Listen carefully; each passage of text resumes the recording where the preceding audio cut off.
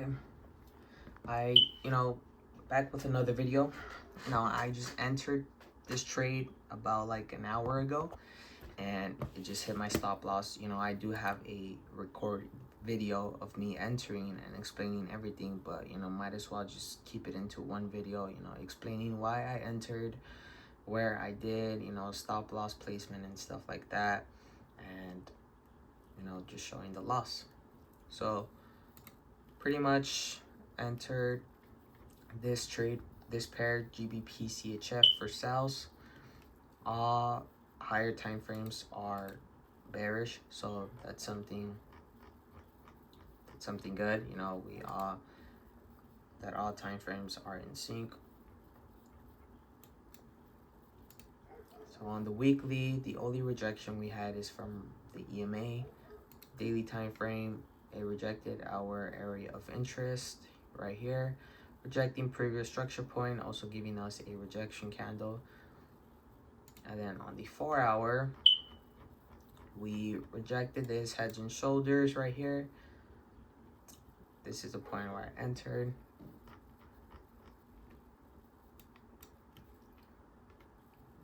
I did not enter off this 4 hour engulfing, but we have the rejection from EMA, rejection candle, and rejection from this heads and shoulders. And then all lower time frames are bearish, except for the 30-minute and 1 hour. While the 1 hour is still bearish, but 30-minute just shifted. So yeah, I had entered off this 30-minute engulfing. I entered around here on this candlestick.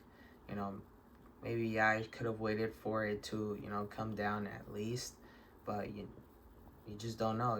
Once I entered, it went down, then came back up till it just gave us until it just closed as a bullish engulfing.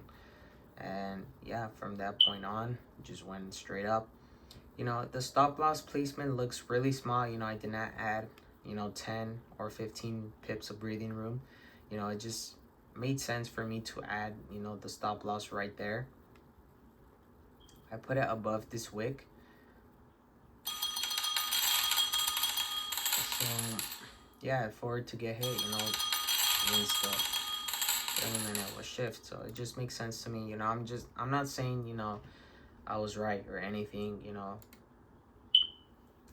Sometimes wick outs can just happen, and then it can just go straight down to take profit. So I took this trade by choice, and it hit stop loss. So